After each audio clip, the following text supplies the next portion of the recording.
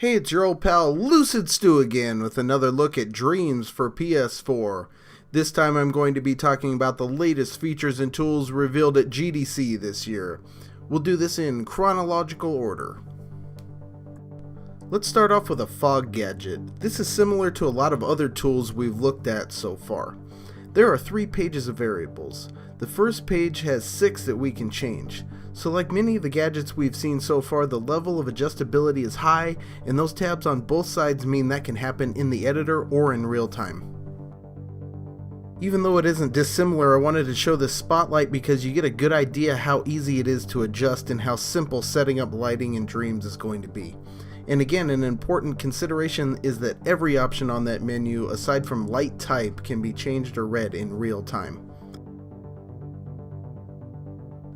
This is our first real look at animation. This animation utilizes strokes and animation frames. We'll also see puppets and keyframes later. The basic method is to put down a stroke for each animation frame. The resulting stroke menu then gives the user control over how that animation is played. And one of the cool things is that isn't static. Even in this menu, there are options you'll be able to change in real time. While some people may look at that and be intimidated by the complexity, you really have to look at it as providing flexibility.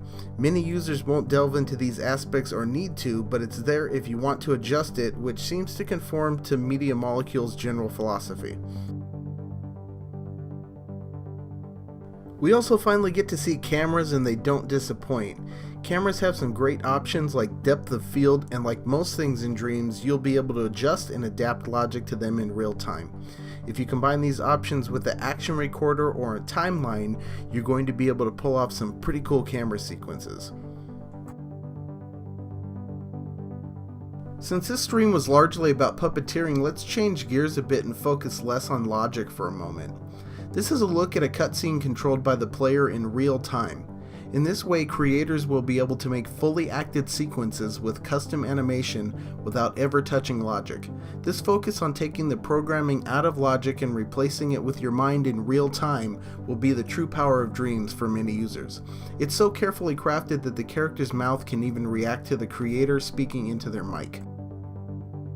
Alright, back to logic. This recording gadget is one I've been waiting to see. Unfortunately, we only get 1 tab out of the 3, but what's important is that it shows how action recordings can be manipulated at runtime. Here we can see that playback speed and rewind can be triggered. The E option is output only, perhaps to send a signal when the recording is ended. Hopefully we'll see more of this one soon. Here they're placing a camera shake into the timeline of the cutscene sequence they've recorded.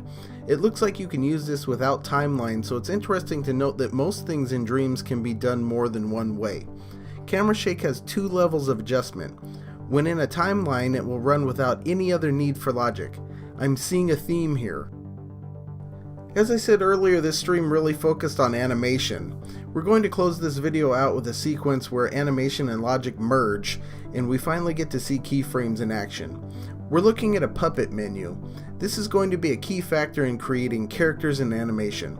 There are many stock options for changing the animation behavior of a character. I'm counting 20 different adjustments just for upper and lower body, so you can get really detailed if you want. This is a biped character. As far as I know, 4-legged characters aren't supported yet, but from what I've read and heard, it's still possible to make them with a little ingenuity. In addition to being able to adjust stock animations, the puppet menu includes a whole host of options for changing the way your character behaves. This part of the menu features things like walk, run, and turn speed, as well as settings for jumping. And yes, I've said it many times before, but it's worth noting all of these options have input and output tabs, so that means all of this stuff can be changed in real time, and you can also output that information to some other logic piece that might need it.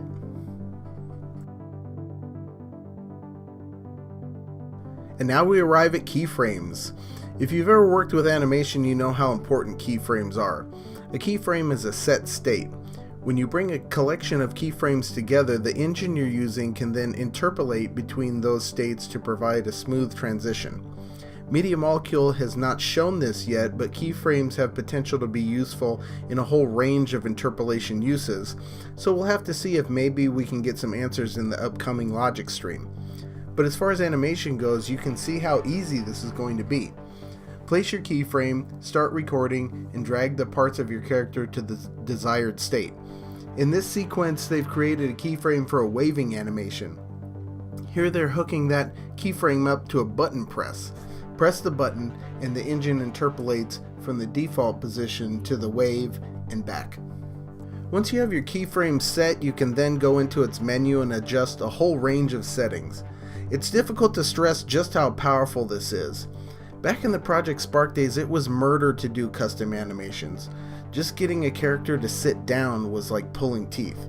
This is easy, and you can use it to make really sophisticated animations. On top of that, you'll be able to hook it all up to logic and interpolate between poses situationally. This is professional type stuff, and it's super easy to use. Back at PSX, I was blown away by the audio capabilities they showed. These animation features are just as amazing. Like anything else with Dreams, you'll always have to keep in mind, not only will it be cool and easy to use, but so many talented people are going to be using this. They're going to be making some amazing things, and everyone using Dreams will have access to almost all of it. A couple of examples of what you can do. First, adjusting the hang time on a jump animation.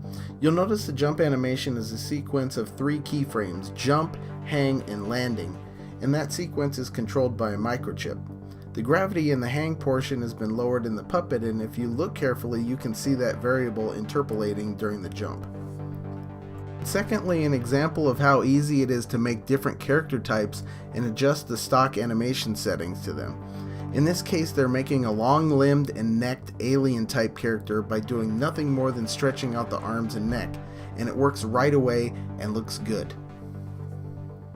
To close out, I want to focus on the LED character and highlight the logic potential of this platform.